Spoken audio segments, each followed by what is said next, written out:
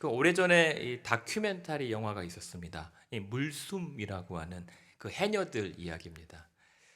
그 이야기는 뭐냐면 우리 이제 특별히 제주도 해녀들 있잖아요. 산소호흡기를 탱크를 물지 않고 일단 자신들의 호흡을 한 번 멈추고 물속에 깊이 들어가서 전복과 소라를 잡습니다. 근데 이럴 때 주어진 숨을 이제 참다가 이제는 마지막 정도 한계 이를 때는 다시 물 밖으로 나와야 되는데 이때 자꾸만 나올 때쯤 보면 전복이 보이더란 말입니다. 그래서 이번 한 번만 더 참고 손을 내뻗다가 결국에는 그 바다에서 먹게 되는 마지막 숨을 먹게 된다. 그 마지막 바다의 숨이 이제 물숨이라고 얘기를 합니다. 그러니까는 이제 해녀들이 한 번만 더 참아야지. 그리고 한 번만 더, 한 마리만 더라고 하는 유혹을 잘라내지 못하면 그렇게 삶의 경계를 넘게 되는 마지막 호흡을 이제 다룬 다큐멘터리 영화입니다. 근데 이제 알고 보면 해녀들이 이제 숨 길이가 각자마다 다릅니다. 타고난 숨 길이가 있다고 합니다. 근데 이 호흡의 길이는 훈련으로 길어지고 짧아지는 게 아니라 원래 태어날 때부터 각자의 호흡이 숨 길이가 있습니다. 그래서 그 호흡 길이에 따라서 상군, 중군, 하군으로 나누는데 상군은 가장 오래 숨을 참을 수 있기 때문에 깊은 바다로 들어갈 수 있는 그룹이고 제일 하군은 숨이 짧기 때문에 얕은 바다에만 들어갈 수 있는 해녀의 이 그룹이 있습니다. 그런데 이제 물론 숨을 오래 참고 깊이 들어간다고 해서 다 많은 해산물을 걷어들이는 게 아니라 얕은 바다에서도 기가 막히게 전복과 소라를 더 걷어들이는 해녀들도 있다고 하죠. 그런데 이때 해녀들이 그렇게 자신의 숨을 가지고 들어갔다가 참지 못하고 숨이 끊어지기 전에 수면 위로 올라와서 휘 내뿜는 소리가 있어요. 그것을 숨비 소리라고 얘기합니다. 그러니까는 깊이 숨을 참았다가 사실은 호흡을 멈췄다가 나오는 것이니까 겨우 내뿜는 소리, 삐 소리하는 이 소리가 결국은 뭐냐면 나는 아직 살아있다라고 하는 이 신호 같은 거거든요. 이제 그러한 내용들에 대한 이 다큐멘터리입니다. 근데 왜 이러한 얘기가 이제 기억이 났냐면 오늘 본문에 나오는 야고보 시대에 이 그 교회 안에 이러한 유혹과 문제들이 있었기 때문입니다. 근데 마찬가지예요. 오늘 저와 여러분 그리고 교회마다 그리고 성도마다 각자 신앙에 영적 호흡이 있습니다. 하나님께서 주시는 그 분량대로 주시는 그런 영적인 어떤 깊이, 그런 숨 길이 같은 게 있습니다. 그래서 그 각자마다 고유한 심령의 숨비 소리도 내게 마련입니다. 그런데 이와 같이 우리도 때로는 한 번만 더, 조금만 더, 아니 이번만 더 라고 하는 어떤 물숨과 같은 유혹 때문에 우리도 모르는 사이에 점점 죄와 영원한 사망의 수렁에 빠져 들어가고 있을 것이기 때문에 이러한 야고보 시대 교회의 모습과 오늘 우리의 모습을 한번 돌아보면서 한번 그 이야기를 떠올려 보았습니다. 근데 그도 그럴 것이 그 단적인 사례가 오늘 함께 읽었던 13절에 있습니다. 뭐라고 시작하죠? 들어라 라고 시작한단 말입니다. 야고보서를 우리가 쭉 살펴봤지만 야고보는 항상 어떠한 권면이 있을 때 내 형제들아 라고 얘기합니다. 내 형제들아. 이 말은 사랑하는 성도들아, 주를 믿어 구원에 이르는 성도들아 라고 하면서 사랑의 호소와 권면을 담습니다. 근데 여기서는 그냥 그러한 형제들아 없이 들으라 라고 하는 것은 이들을 얘기하는 겁니다. 믿지 않는 자들. 그런데 믿지 않는 자들이기도 하지만 동시에 교회 안에 불신자들을 향해서 고하는 말씀이기 때문입니다. 그러니까 교회 내 불신자들이란 교회를 오래 다니지만 아직 구원에 이르지 못한 자들입니다. 혹은 교회를 오래 다녔지만 아직도 세속적인 삶의 방식과 가치에서 벗어나지 못한 성도들을 지금 가리키는 것이 이 야고보 사도가 염두에 두고 있는 대상들입니다. 그런데 그렇다고 우리가 교회 내 불신자들을 향해서 정죄나 판단할 건 없습니다. 그렇기 때문에 더더욱 하나님께서 교회로 그러한 불신자들을 다 미리 불러들여 앉혀놓고 마침내는 구원을 어떻게든 얻게 하실 자들이 상당수 포함되어 있기 때문입니다. 그러니까 여러분, 일단 구원 얻는 것까지가 제일 좋고요. 그래도 아직 그 상태에 못 이르더라도 교회에 앉아 있는 것은 그래도 거의 다 왔다는 얘기입니다. 그러니 뭐라고 교회를 자꾸만 비난할 건 없어요. 다 하나님의 은혜로 앉아 있게 된 겁니다. 여러분, 오늘 아침에 일찍 오시려고 오신 분들 다 하나님의 은혜로 오시게 된 건 줄로 믿습니다. 그러나 아쉽게도 그러한 교회 내 불신자들의 대체적인 사고방식이 무엇이었냐면 오늘 읽었던 13절의 사고방식의 특징을 보이더란 말입니다. 무슨 말입니까? 13절에 보면 어떠한 사람, 어떠한 교회 다니는 성도가 이렇게 얘기를 합니다. 우리가 오늘 혹은 내일쯤 봐서 저 어떤 도시에 가서 1년 동안 머물면서 우리가 거기서 사업을 하자, 장사를 해서 우리가 한번 이익을 보자라고 얘기를 한단 말입니다. 그런데 이게 무슨 잘못일까요? 아니, 일정이 뚜렷하고 계획이 분명하고 목표가 있습니다. 그리고 이렇게 말하고 계획하는 사람들에게는 사업 수완도 있고 경험도 있고 자신감도 있고 신중함도 있고 그 무엇인가 좋을지 선견지명이 있습니다. 그래서 투자도 기가 막힌 이윤을 낼 수가 있습니다. 여러분, 오해하시면 안 돼요. 이러한 계획들이 다 부질없다는 게 아닙니다. 오늘 본문은 이 땅에서 우리가 누리고 소유하는 소유와 재물과 모든 일들이 다 허상, 무상, 인생 무상하다라고 하는 것을 가르치는 것은 절대 아닙니다. 이러한 일들과 계획과 추진들이 필요합니다. 그러나 단 이러한 일들 위에 중요한 두 가지 사실을 빼먹고 있기 때문에 말하는 거예요. 무엇입니까? 14절 같이 한번 읽어볼까요? 시작. 내일 일을 너희가 알지 못하는도다. 너희 생명이 무엇이냐? 너희는 잠깐 보이다가 없어지는 안개니라. 아멘. 여기는 아멘이 조금 안 나오시네요. 아니, 그럴 수도 있어요. 왜냐하면 선뜻 그렇잖아요. 근데 아멘이어야 합니다. 왜냐하면 내일 가서 그 도시에 세웠던 계획들 이루는 것이 잘못된 건 아니지만 아무 누구도 내일 일을 우리가 통제할 수 없다는 사실을 간과했던 거예요. 그리고 두 번째 이 사람이 간과했던 건 무엇입니까? 너희 생명이 어떻게 될지를 미처 생각하지 못했다는 겁니다. 오늘 내가 건강하지만 하루아침에 내 육체의 건강이 어떻게 될지를 까먹고 세운 계획이라는 겁니다. 다 좋습니다. 그러나 결국 두 가지, 우리 인생의 한계와 생명의 한계를 망각하고 짠 계획이기 때문에 안타까워 보였던 겁니다. 그래서 결국 말하는 게 무엇입니까? 우리 인생이라는 것 사실은 잠깐 보였다가 사라지는 안개와 같다. 이게 정확한 성경의 우리 인생에 대한 규정입니다. 없는 게 아니에요. 분명 있습니다. 이 안개라고 하는 것은 연기나 수증기라고 하는 뜻입니다. 분명 있었고 보였습니다. 그런데 돌아서면 언제 있었는지 모를 정도로 완전히 흩어져 버려지는 것이 안개고 우리 인생이라는 겁니다.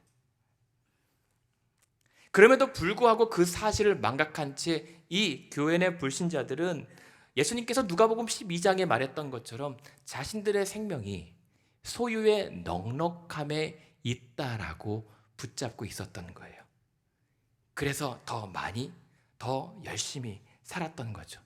근데 문제는 그것만으로 자신들의 인생과 신앙을 판단했던 것에 착오가 있었던 겁니다. 그럼 어떻게 해야 했던 것일까요? 어떤 계획을 짜야 했던 것일까요? 그래서 말씀하는 것이 15절입니다. 15절 같이 한번 읽어볼게요. 시작. 너희가 도리어 말하기를 주의 뜻이면 우리가 살기도 하고 이것이나 저것을 하리라 할 것이거늘. 아멘. 여러분, 그러나 이 모든 계획 가운데 그러나 내 뜻은 이러하지만 주의 뜻이면 내가 살 수도 있고 주께서 원하시면 이것들을 이루기도 하고, 그러나 주의 뜻이 아니라면 그 길을 막아 주시옵소서 할 수 있어야 한다는 것입니다. 그러니까 예를 들면 광야에서 집단으로 민족이, 이스라엘 백성들이 길을 잃은 적이 있습니다. 하나님의 뜻이라고 분명 따라 나섰는데 어느 순간 광야에서 길을 잃고 헤맵니다. 이때 모세가 기도합니다. 주여 하나님, 주의 길을 나에게 보여주십시오. 그리고 그 길 가운데 함께 하신 하나님의 영광을 내게 보여주시옵소서 기도합니다. 그렇게 하나님의 주권과 섭리를 먼저 앞세우는 겁니다. 그럴 때 하나님께서 뭐라고 얘기하시냐면, 그렇다, 내가 너와 친히 함께 가겠다. 그리고 내가 너를 안식하게 해줄 것이다. 그러나 너의 뜻대로가 아니라 내 뜻대로 내가 은혜 베풀 자에게 은혜를 베풀 것이고, 내가 긍휼히 여길 자를 긍휼히 여길 것이다 라고 말씀하신단 말이에요. 모든 우리의 계획과 기도와 뜻 가운데 가장 앞장서야 될 것이 하나님의 주권, 하나님의 섭리, 주의 뜻이어야 한다는 것입니다. 그런 과정 없이 우리는 이따금 실수하는 게 뭔지 아십니까? 하나님의 뜻과 상관없는 계획 다 세워놓고, 하나님, 이거 하나님 위한 일이니까 이루어 주십시오.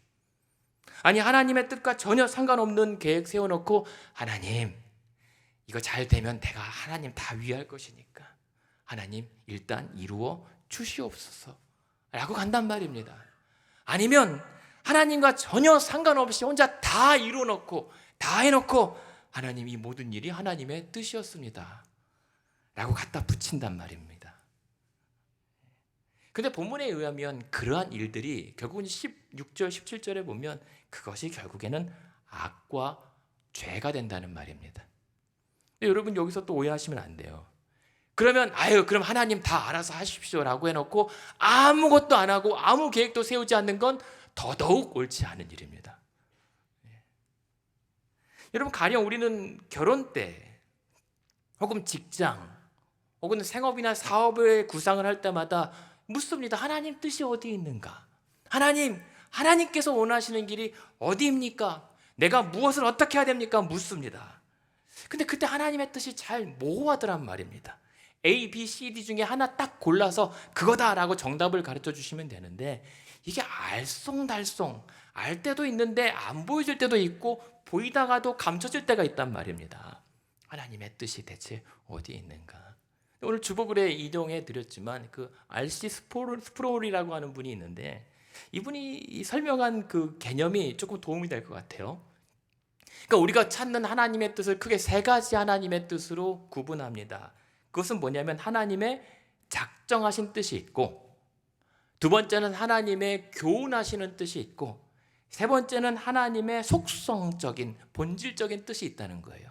예를 들면 하나님의 작정하신 뜻은 창조, 하나님의 구원과 같은 절대 누구도 거스를 수 없고 막을 수 없는 하나님의 주권적인 뜻, 그게 작정하신 뜻이 있습니다. 그런데 하나님의 뜻 중에도 우리가 거스를 수 있는 뜻이 있단 말이에요. 놀랍죠? 그게 뭡니까? 하나님의 율법 혹은 하나님 말씀에 순종해야 되는데 순종하지 못하는 것, 아니 순종 못하기도 하지만 안 하는 것, 그럴 때 하나님의 뜻을 우리가 거스릅니다. 근데 그렇다고 하나님의 뜻이 가로막힌 건 아니에요. 우리의 불순종 따위에 하나님의 뜻이 꺾일 리가 없습니다. 대신 세 번째 하나님의 속성적인 뜻은 무엇이냐면, 그 모든 상황을 통해서 마치 요셉처럼 그 모든 악한 것으로부터도 하나님의 선하신 뜻을 이루신다는 겁니다. 요셉이 어떤 사람입니까? 형제들한테 배신당해서 팔려간 비참한 운명과 악의 결과물이 사실은 요셉의 억울함이었습니다. 그런데 하나님께서 이 악한 상황을 어떻게 바꾸셨습니까? 한 민족을 살리기 위해서 요셉이 이렇게 고백합니다. 하나님께서 그 나를 선으로 이끌으셔서 당신들을 구원하기 위해 나를 미리 여기로 보내신 것이다라고 하나님의 섭리를 인정하는 선으로 바꿔내시는 거예요. 그게 하나님의 속성적인 뜻입니다. 무슨 말이냐면, 모든 일을 통해서 결국에는 하나님을 기쁘시게 하는 것, 그것이 변치 않은 하나님의 뜻의 본질인 것입니다. 그러니까 여러분, 우리 알아야 돼요. 우리가 하나님의 뜻을 구하잖아요. 그 하나님의 뜻이 맞다면 반드시 하나님의 기쁨과 연결됩니다. 그게 하나님의 뜻이라면 하나님을 기쁘시게 하는 일이 되는 것입니다. 만약에 아니라면, 아무리 그럴싸해도 하나님께서 기뻐하지 않으실 것이 분명하다면 절대 속으시면 안 되는 겁니다. 왜냐하면 하나님의 뜻이 하나님의 기쁨으로 반드시 연결되는 이유가 있습니다. 왜냐하면 하나님의 기쁨이 우리의 가장 좋은 기쁨이고 가장 큰 기쁨이기 때문이에요. 그러니까 우리가 하나님을 기쁘시게 하는 일을 택하라라고 하는 것은 하나님 잘 섬겨라 복 받는다 이게 아닙니다. 하나님은 자신의 가장 좋고 가장 귀한 것을 우리에게 나눠주고 싶으시기 때문에 자신을 위하라고 하시는 겁니다. 그거 한번 맛보라는 겁니다. 여호와의 선하심을 맛보면 빠져나갈 수 없는 영원한 즐거움에 사로잡히게 될 것이다. 그게 기독교 희락주의입니다. 하나님의 기쁨을 우리와 함께 나누고자 우리로 기쁘게 하시는 것이 기독교는 그래서 기쁨주의인 거예요. 경건도 중요합니다.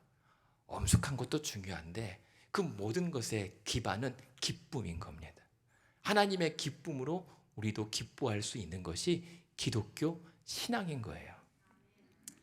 그래서 우리는 이러한 하나님의 기이한 뜻 때로는 알 수 있습니다. 언제요? 하나님의 분명히 계시된 말씀에 적혀있는 하나님의 뜻을 쫓아가 봅니다. 일단은 할 수 있는 것을 쫓아가고 보이는 것대로 한번 해봅니다. 그러나 그렇게 가다 보면 주섬주섬 가다 보면 그 감춰져 있던 하나님의 뜻 가운데 간섭하신 하나님의 섭리의 손길을 체험하게 됩니다. 그러면서 계속 한번 끌려가 보는 거예요. 그래서 하나님의 뜻이었다라고 우리가 가장 확신할 때는 언제입니까? 가기 전이 아니라 그렇게 따라왔을 때 돌아보니 그때는 그냥 더듬더듬 온 것 같은데 그 흔적들이, 그 순종의 흔적들이 다 하나님의 뜻으로 일관되더란 말입니다. 돌아보았더니 하나님의 뜻이었구나. 그때서야 뭐가 터져 나오죠? 감사와 감격과 찬양과 영광인 것입니다. 그런데 여러분, 한 가지 팁을 하나 드리자면, 저도 조금 더 오래 살아봐야겠지만 이게 잘 안 돼요. 하나님의 뜻이 분명하고 여기로 가면 그 큰 기쁨이 있다라고 아는데 그 알아진 하나님 뜻조차도 잘 순종하기가 어려울 때가 있다는 겁니다. 그런데 언제 그것이 이제 좀 깨달아지고 조금씩 따라가 볼까 하게 되냐면 한 방 맞을 때, 한번 호되게 당할 때, 한번 내 믿음에 괜찮다라고 자부심 느낄 때, 내 인생의 결정적인 상황을 맞부닥뜨립니다. 내가 불가항력적인 상황에 내가 완전히 고꾸라졌을 때 그 계기를 통해 하나님께서 부어주시는 그 놀라우신 은혜를 경험하기 전까지는 조금 어렵더라고요. 그러니까 하나님의 뜻을 모르겠다고 아니면 알아도 안 된다라고 좌절할 것이 아니라 그러니까 한 번 더 계속 쫓아가 보시라는 겁니다. 왜냐하면 우리는 주저앉아도 하나님이 우리를 포기하지 않으시기 때문에 우리를 반드시 일으키실 때까지 우리를 계속 붙잡고 가십니다. 그래서 야고보 사도가 야고보서에서 처음부터 계속 말하는 게 무엇입니까? 우리 복습 한번 할까요? 1장 한번 갈게요. 1장 5절에 보시면 지금 이 야고보 사도가 흩어져 있는 교회 성도들에게 얘기합니다. 하나님 예수 그리스도를 믿어서 잘 될 줄 알았는데 계속 시련과 환난과 흩어짐을 면치 못하고 있습니다. 그런 가운데 인내로 이 시련을 이기라고 하면서 1장 5절에 같이 읽어볼까요? 시작. 너희 중에 누구든지 지혜가 부족하거든 모든 사람에게 후히 주시고 꾸짖지 아니하시는 하나님께 구하라. 그리하면 주시리라. 그때까지 오직 믿음으로 구하고 의심하지 말고 한번 끝까지 쫓아가 봐라. 하나님의 뜻을 물어 가보라. 반드시 일하실 것이다. 그래서 이러한 성도들에게 하나님의 뜻을 계속 물으라, 구하라, 그리고 끝까지 쫓아가 보라. 그랬을 때 하나님께서 우리에게, 교회와 성도들에게 바라시는 하나님의 뜻 무엇일까요?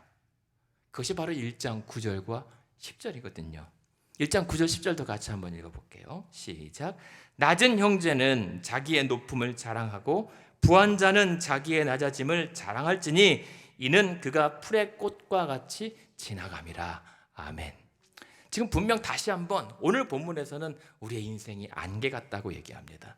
근데 앞서 야고보가 뭐라고 얘기했냐면 우리 인생은 풀과 같고 꽃과 같다.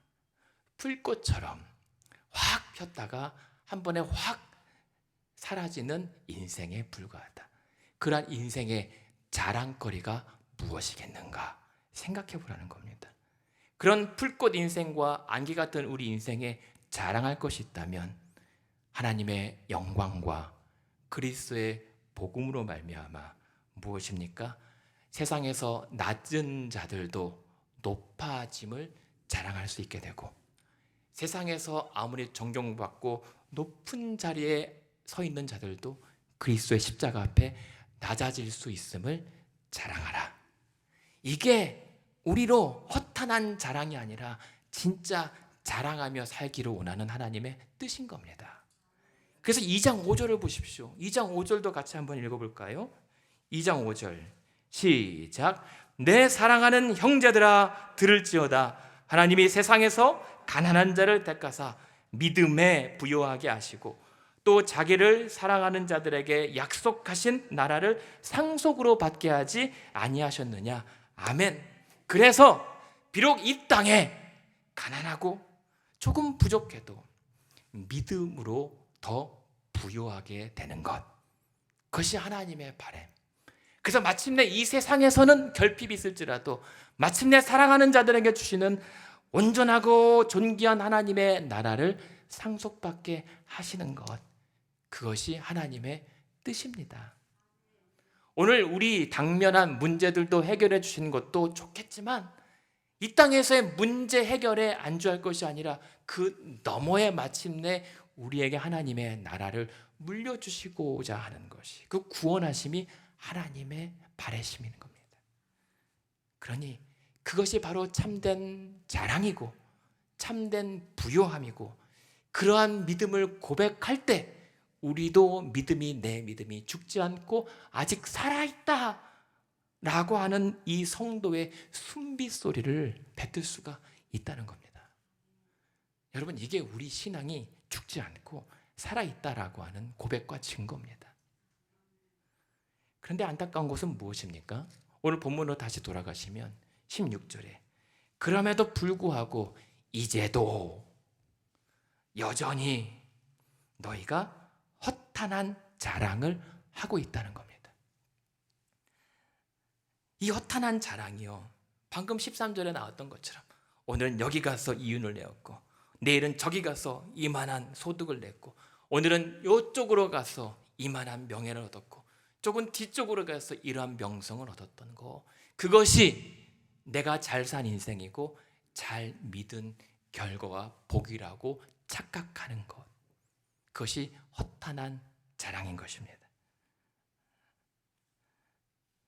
그렇게 하나님의 뜻과 상관없이 내가 한번 해보고 거두었던 복을 다 하나님의 은혜와 축복이라고 우리가 그렇게 포장하는 것, 오늘 본문에 보면은 그러한 자랑은 다 악한 것이라고 규정합니다. 여러분, 악한 것이 뭘까요? 성경에서 말하는 악의 본질은 결국 뭘까요? 우리로 그 한시적인 것에 가두어 놓고 영원한 것을 보지 못하게 하는 게 악한 거예요. 그래서 우리로 죄를 짓게 만듭니다. 죄가 뭘까요? 17절에 보시면 그러므로 사람이 선을 행할 줄 알고도 행하지 않으면 그게 다 죄라는 겁니다.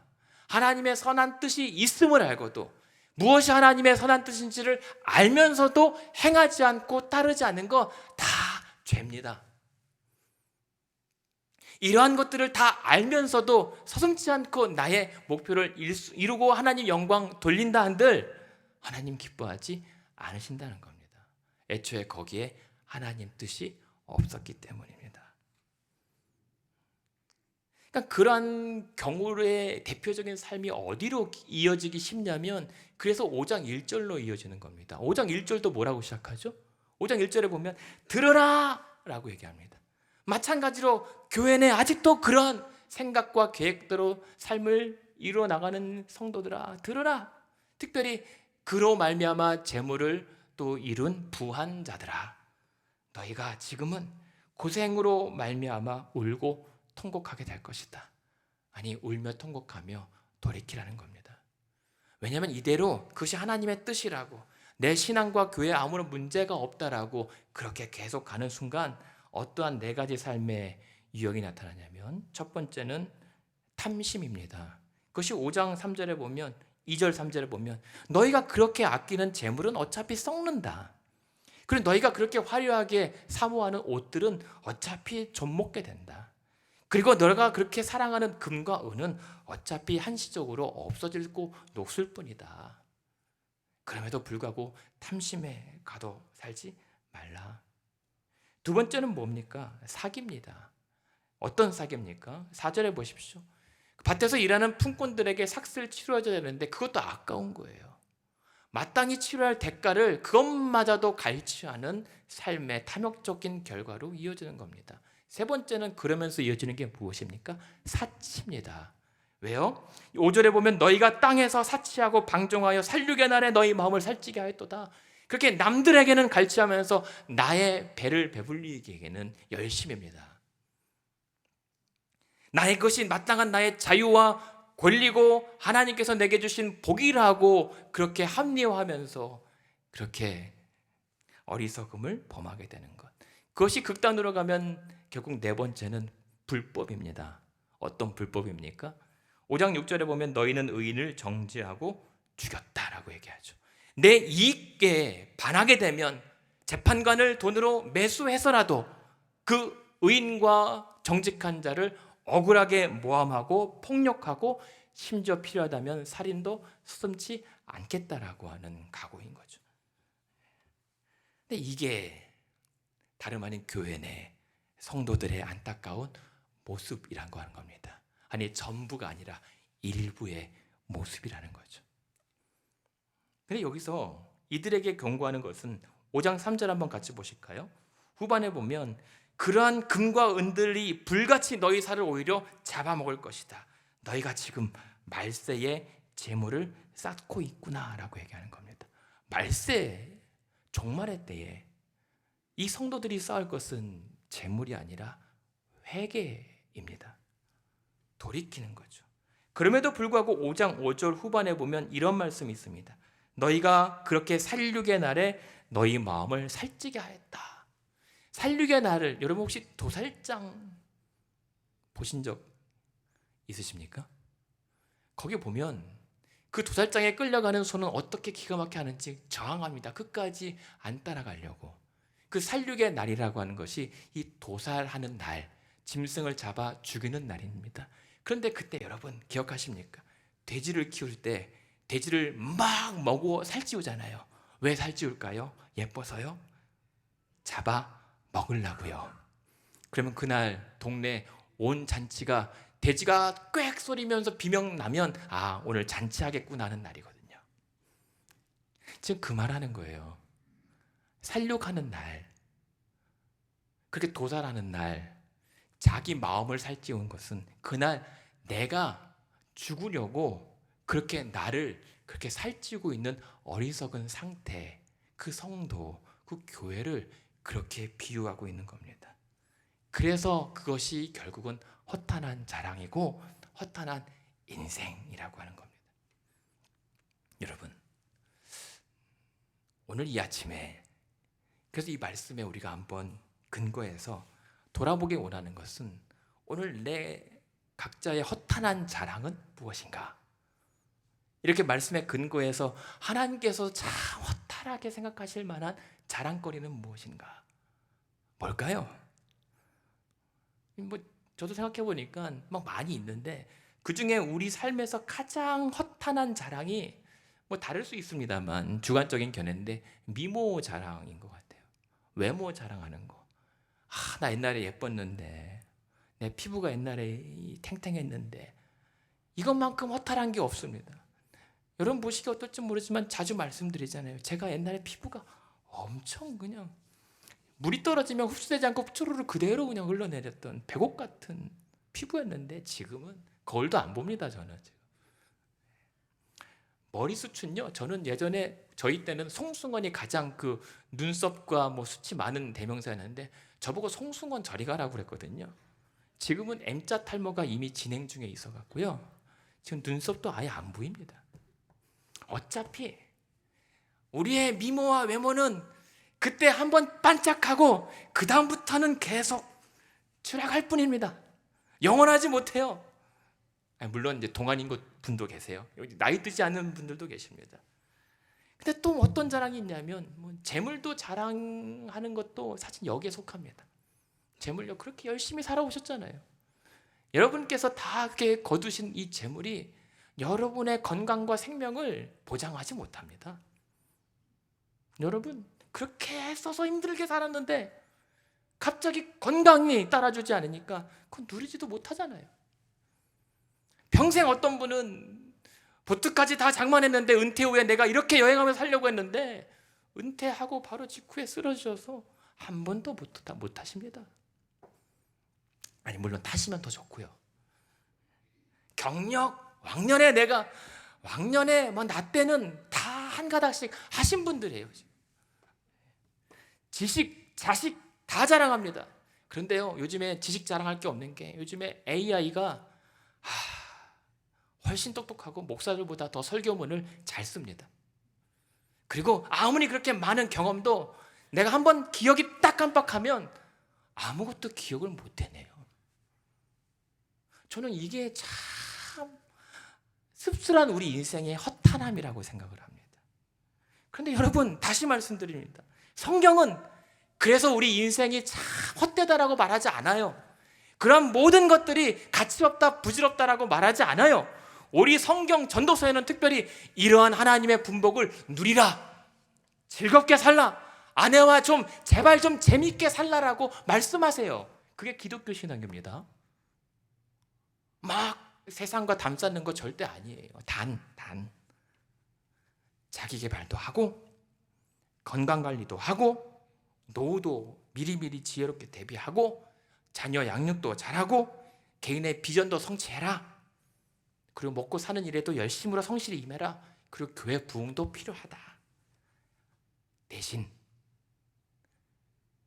이것을 누구를 위함인가?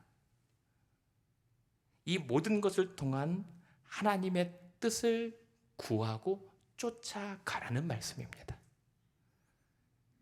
그래서 이를 위해서 우리에게 어떻게 해야 될 것인가? 하나님의 영광과 그리스도의 복음을 위해서 오늘 하나님의 뜻을 묻는 내게 하나님 뜻 어디 있습니까? 라고 하기 전에 하나님 그렇다면 과연 이 상황에서 내게 무엇을 하길 원하십니까? 하나님의 영광과 그 복음의 증거를 위해서 첫 번째, 하나님 그럼 지금 내게 할 수 있게 하신 일이 무엇입니까? 묻는 거죠. 그리고 하나님 그 일 중에 내가 좋아할 수 있게 하신 일이 무엇입니까? 묻는 겁니다. 그리고 세 번째, 하나님 이 일들로 인하여 내가 기대할 수 있는 일이 무엇입니까? 보여주십시오. 그리고 네 번째는 그것이 만약 하나님의 뜻이라면 좋든지 싫든지 죽든지 살든지 마땅히 해야 될 것을 알게 하여 주시옵소서. 그렇게 한번 또 가볼 뿐입니다. 그게 신앙 잘 하시는 것입니다. 그러니까 오늘 저와 여러분이 또 마찬가지로 그 하나님의 뜻을 위해 살아드리기 위해서 분명히 계시된 이 말씀에 적혀진 하나님의 말씀을 부지런히 쫓아가는 겁니다. 쫓아가다가 거기에 감춰져 있어서 보이지 않는 하나님의 섭리를 체험하는 겁니다. 과연 하나님의 살아계신 역사를 경험할 때 이를 통해서 우리 교회와 우리 각자 신앙의 자랑의 내용들이 뒤바뀌어야 됩니다. 바뀌어지게 됩니다. 내 모든 계획과 업적과 이룬 것들이 아니라 하나님의 영광, 그리스도의 복음이 우리 신앙의 자랑거리가 되는 것입니다. 여러분, 잘 믿어서 복 받았다는데 뭐가 복 받은 걸까요? 정말 그것이 잘 믿어서 받은 영원한 복이 맞다면, 이 땅에서 잘 돼도 복이지만 그것이 정말 참된 복이 맞다면 이 땅에서 잘 안 돼도 복 받았다고 할 수 있어야 되는 겁니다. 그래서 참 다행이라고 자랑할 수 있어야 되는 거예요. 불꽃 같고 안개 같은 인생이, 고작 한 줌에 사라질 인생이 감히 영원한 생명과 구원을 얻게 되어 참 다행이다. 그런 허탄한 인생을 오늘도 구원하고 건지고 고치시는 하나님의 뜻과 계획이 있음을 알게 돼서 참 감사하다. 때로는 아파서 힘들지만 그래서 내가 내 믿음에 문제가 있는가 한탄하기 전에 아파서 힘들지만 그래서 이 가운데 예수를 믿고 살아서 참 다행이다. 내가 성공과 하나님의 평안을 구하지만 때로는 이 땅의 죄악된 한계 때문에 내가 오늘도 넘어져 쓸쓸하고 괴롭고 고통스럽지만 그래서 더더욱 이 순간에도 예수를 믿어 의지하게 하시니 참 감사하다. 이게 우리의 자랑, 우리의 기쁨이어야 합니다. 그렇게 하나님의 영광과 주의 복음을 듣고 믿어서 그 십자가를 자랑함이 우리 구원받은 성도들의 헛되지 않은 마땅한 자랑거리인 것입니다. 그래서 오늘 저와 여러분이 어떻게 고백해요? 그래도 두렵지만 내가 이번 한 주도 이번 달도 주를 위해 한번 살아보겠다. 때로는 주를 위하여 한번 죽어도 보겠다라고 하는 결단하게 되는 것입니다. 그래서 바울도 그랬잖아요. 그러나 내게는 오직 우리 주 예수 그리스도의 십자가 외에는 자랑할 것이 없으니, 그런 세상이 나를 대하여 십자가에 못 박히고 나 또한 세상을 향하여 그러하다. 세상의 재물과 세상의 염려 따위가 나를 괴롭힐 수 없다. 왜냐하면 나의 자랑과 기쁨은 그리스도의 십자가 뿐이기 때문이다. 이게 주님의 뜻입니다. 이것이 오늘 교회와 성도들의 믿음의 경쟁력입니다. 바라기는 결론입니다. 오늘도 저와 여러분이 그래서 이 아침에 이렇게 기뻐할 수 있었으면 좋겠어요.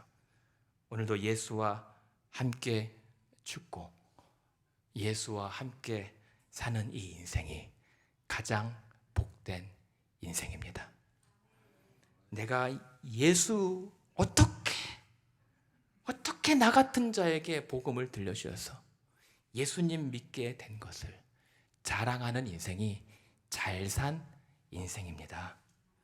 나는 힘들고 나는 오늘도 버겁지만 그래도 그 복음을 위하여 내가 살아낼 수 있는 인생이라면 가장 좋은 인생인 겁니다.